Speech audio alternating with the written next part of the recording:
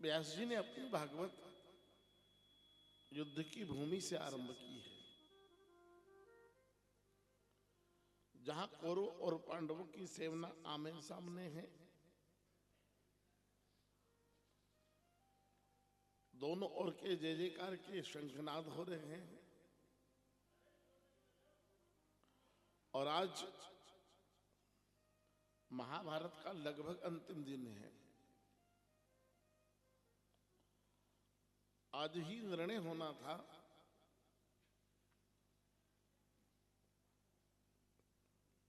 कि हस्तिनापुर के सिंहासन पर कौरवों का राज्य होगा कि पांडवों का राज्य होगा,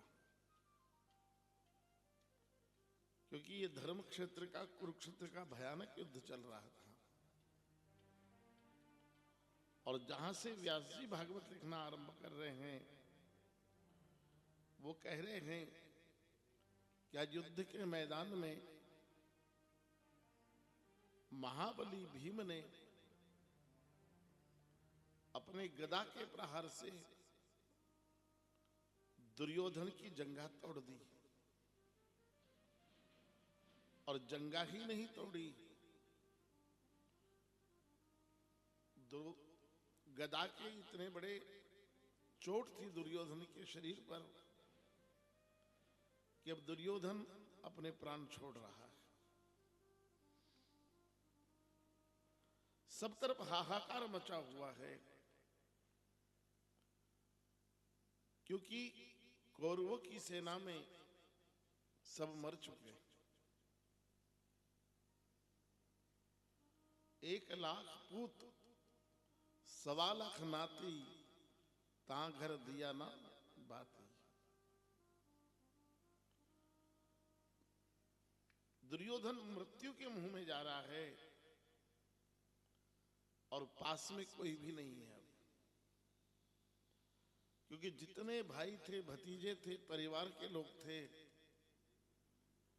वो तो दुर्योधन ने पहले ही सब मरवा दिए। अकेला बचा था दुर्योधन। जयद्रथ, धृतराष्ट्र बचे थे पिता, दुर्योधन बचा और कोई नहीं परिवार में। कोई पानी पिलाने वाला भी नहीं बचा। ऐसे में दुर्योधन मृत्यु के मुंह में जा रहा है। आज उसको पछतावा हुआ कि मैं हार भी गया और मेरे हाथ से सब चला गया। अब हार भी गया हूं तो राजपाट भी पांडवों का हो गया। हार भी गया हूं तो ये शरीर, अब सशरीर तो स्वर्ग जाने का बचा नहीं।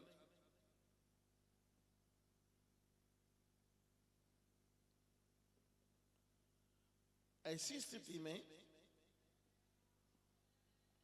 सब तरफ चर्चा है कि जिस दुर्योधन ने सत्ता पाने के लिए इतना संघर्ष किया, इतने लोगों की जान ले ली, वो दुर्योधन अब सिंहासन पर बैठने के लायक भी नहीं बचा।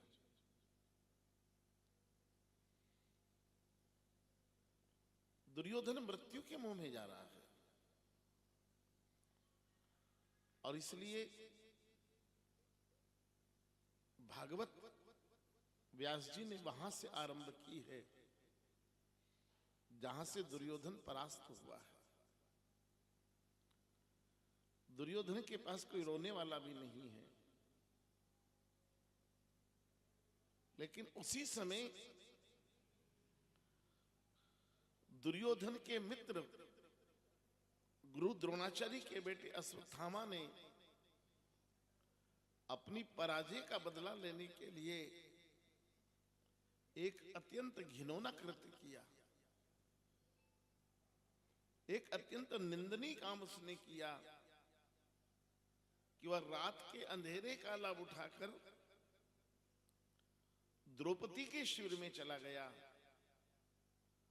और द्रौपदी के शिविर में से द्रौपदी के छोटे छोटे 5 बालकों के मस्तक काट कर ले आया। द्रौपदी सो ही रही थी और अश्वत्थामा ने अपनी तलवार से द्रौपदी के 5 छोटे छोटे बच्चों के मस्तक काट लिए और आ गया उनके मुंड हाथ में लेकर। दुर्योधन दुर्योधन देख, तू निराश मत हो, मैं तेरी पराजय का बदला लेकर आया हूं। देख, मैं द्रौपदी के 5 बेटों को मार कर आया। जैसे उन 5 बच्चों के मुंड देखे दुर्योधन ने, और दुर्योधन भी रो पड़ा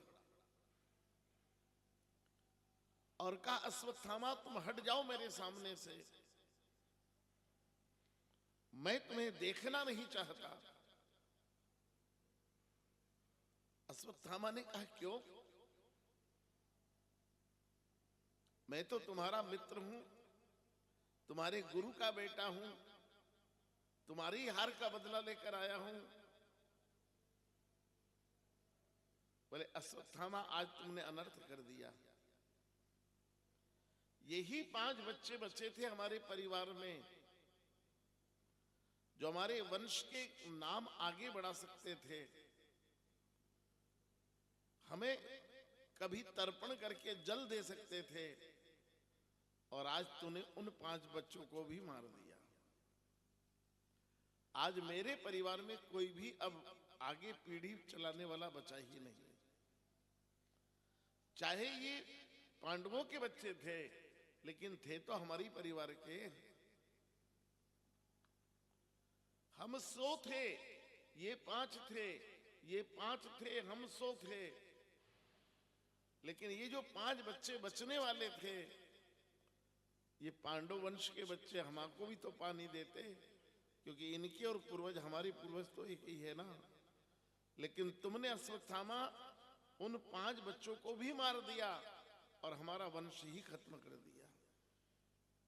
इसलिए हट जाओ मेरे सामने से, मैं तुम्हारी सूरत नहीं देखना चाहता। तब अश्वत्थामा ने बहुत गजब का उत्तर दिया है। इस देश की नौजवान पीढ़ी को सुनना चाहिए। अश्वत्थामा ने कहा कि दुर्योधन, मेरा चेहरा देखना हो तो देख, ना हो तो ना देखना हो तो मत देख, मुझे कोई फर्क नहीं पड़ता है। लेकिन मैंने तो अपनी दोस्ती ही निभाई है, मैंने और कुछ नहीं किया। पर सुन, वो 5 थे तुम्हारे पांडव भाई और तुम कौरव 100 भाई थे। तुम 100 थे, वो 5 थे। झगड़ा तुम्हारे 105 के बीच का था, तो तुम्हारे घर के झगड़े में तुमने हमें सेनापति क्यों बनाया? सुनो दुर्योधन, घर के झगड़ों में जब बाहर वालों को शामिल करोगे ना, तो परिणाम यही निकलेगा कि कुल का सर्वनाश हो जाता है। घर के झगड़ों में कभी बाहर वालों को शामिल मत कीजिएगा। जब घर के झगड़ों में बाहर वाले शामिल होते हैं तो कुल का सर्वनाश हो जाता है। 2 सावधानी जीवन में बहुत जरूरी है। भागवत हमें समझा रही है। परिवार के झगड़ों में गैरों को शामिल मत कीजिए। संभव हो जाए तो रिश्तेदारों को भी मत शामिल कीजिए। संभव हो जाए तो काले कोट और खाकी वर्दी को शामिल मत कीजिए। घर के मनमुटाव जो हैं वो घर में बैठकर ही दूर कर लीजिए।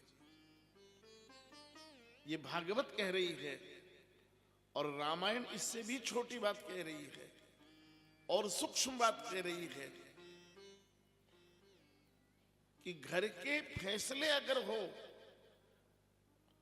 तो घर के फैसले घर वालों से ही पता चलना चाहिए। घर वालों के फैसले अगर दूसरों से पता चलते हैं तो परिवार में फासले पैदा हो जाते हैं। सावधानी से सुनना। महाराज दशरथ जी ने निर्णय किया कि मैं राम को राजा बनाऊंगा, ये उनका फैसला था। लेकिन ये बात महारानी कैकेयी को किसने बताई?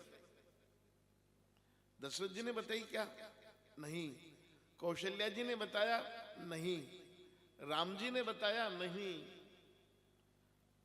दशरथ जी राम को राजा बना रहे हैं, ये फैसला कैकेयी को गेरो ने बताया, मंथरा ने बताया,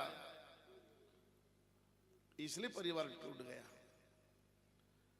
अगर घर का फैसला घर का ही कोई व्यक्ति कैकेयी को बताता तो बोलो कैकेयी राम जी को 14 वर्ष वन में भेजती।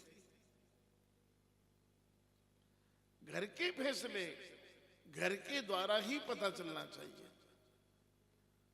बड़ा भाई बेटी की शादी कर दे और उसके छोटे भाई को कोई दूसरा जाके कहे कि आपको मालूम है आपकी भतीजी की सगाई हो गई, आपके भाई साहब ने सगाई कर दी, बोलो छोटे भाई को कितना बुरा लगेगा जब उसे पता लगेगा कि दादा ने मुझे ही नहीं बताया और बच्चे की संबंध कर दिया। ये शास्त्र समझा रहे हैं कि महारानी कैकेयी इसलिए कोप भवन में चली गई कि वो राम को राजा बना रहे हैं, ये दशरथ जी ने नहीं बताया, मंथरा ने बताया। अपनों के दुख सुख के समाचार अपनों को आप ही दीजिए ना। अपनों के दुख सुख के समाचार दूसरे क्यों देते? यही मनोविज्ञान है शास्त्र का, जिसे बहुत गंभीरता से समझना चाहिए।